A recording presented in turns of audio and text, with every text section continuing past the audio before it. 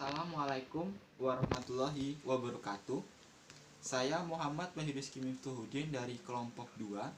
Di sini saya akan mempresentasikan materi saya yang berjudul Kehidupan Sosial Negara Palestina.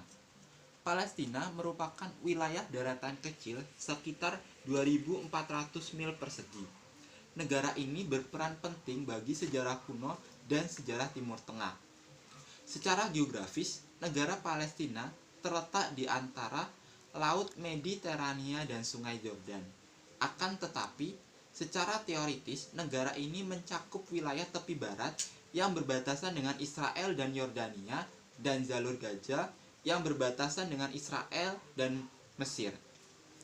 Negara Palestina merupakan tempat terjadinya konflik sosial maupun politik secara terus-menerus karena banyak upaya dari berbagai pihak untuk menguasai tanah Palestina karena tanah Palestina dianggap sebagai tanah sakral atau tanah suci. Oleh karena itu, beberapa negara sebagai sebuah negara merdeka, namun selalu gagal dan tidak ada alasan valid kenapa Palestina tidak dianggap sebagai sebuah negara. Namun menurut histori, terdapat 135 negara anggota PBB telah mengakui Palestina sebagai sebuah negara. Sekitar 82% populasi dunia mengakui Palestina sebagai sebuah negara merdeka.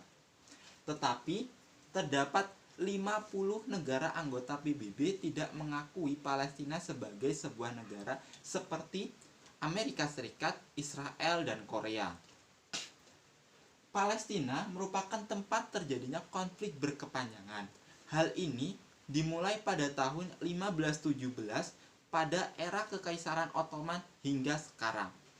Konflik ini terjadi antara bangsa Yahudi dan bangsa Arab. Namun, konflik ini selalu melibatkan banyak negara karena dukungan dari kedua belah pihak. Konflik ini selalu menjadi sorotan dunia karena tidak hanya melibatkan kedua negara, akan tetapi melibatkan beberapa agama besar yang tersebar di dunia. Seperti di Yerusalem terdapat masjid bersejarah bagi umat Islam, yaitu Masjid Al-Aqsa, dan tempat suci bagi umat Nasrani dan umat Yahudi.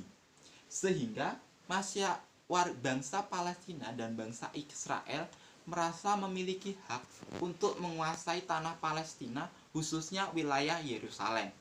Bahkan hingga sekarang kita dapat melihat beberapa konflik yang terjadi di wilayah Palestina.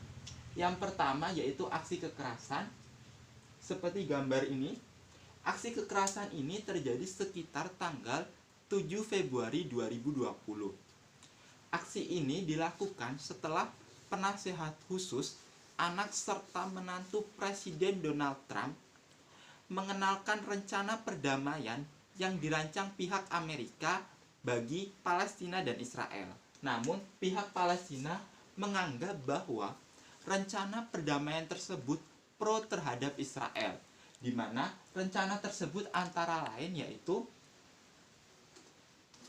mengakui kedaulatan Israel atas wilayah Yerusalem dan wilayah Palestina yang diduduki dan dipenuhi pemukiman ilegal Yahudi. Dan kepada pihak Palestina, Trump berjanji bahwa akan mengakui kedaulatan Palestina sebagai sebuah negara merdeka. Namun, negara Palestina dilarang memiliki militer sendiri dan penjagaan keamanannya dilakukan oleh polisi dan aparat militer dari Israel. Yang kedua yaitu serangan kekerasan, seperti gambar ini. Serangan kekerasan ini terjadi sekitar tanggal 21 Desember 2020 hingga 13 Maret 2021. Aksi ini dilakukan terhadap warga dari Palestina. Serangan ini semakin meningkat khususnya di pemukiman Mitzpe-Yair. Namun, warga Palestina telah melaporkan kejadian ini ke kantor polisi di dekat pemukiman Kiryat Arba'a. Namun, warga Palestina tidak mengharapkan keadilan dari laporan tersebut. Menurut hak asasi manusia yang ada di Israel, telah terjadi 94 serangan kekerasan terhadap warga Palestina antara tanggal 21 Desember 2020 hingga 13 Maret 2021. Angka ini merupakan angka tertinggi dan belum pernah terjadi sebelumnya. Sehingga kelompok hak asasi manusia yang ada di Israel mengatakan bahwa polisi Israel telah gagal untuk menghentikan serangan tersebut dan mengatakan bahwa polisi Israel secara rutin menutup pengajuan kriminal yang dilakukan oleh para korban tanpa ada yang dituntut.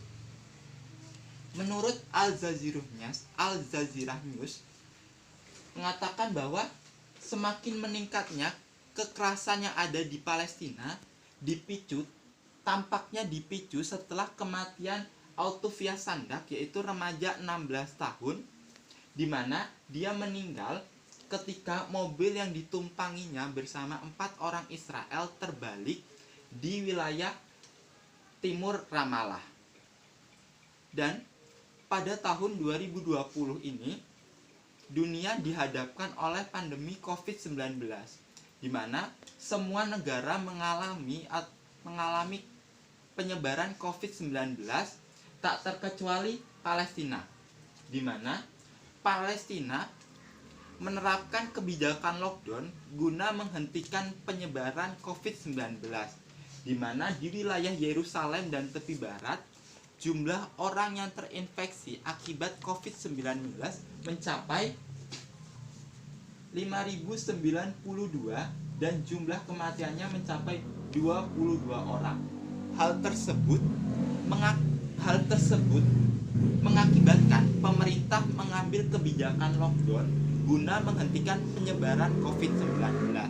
Akan tetapi, dari kebijakan tersebut, beberapa kegiatan bisnis atau institusi ditutup sementara waktu, kecuali apotik, bank, dan supermarket.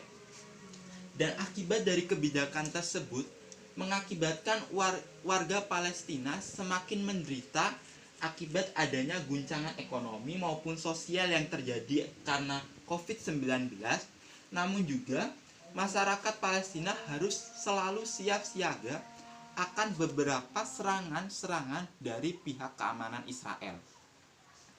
Dan di tahun 2021, beberapa lembaga internasional dan lembaga farmasi dunia telah menemukan vaksin guna menghentikan penyebaran COVID-19.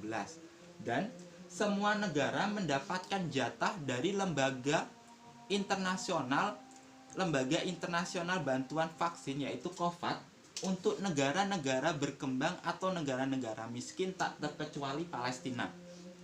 Dan Palestina mendapatkan 2 juta dosis vaksin yang didatangkan secara bertahap.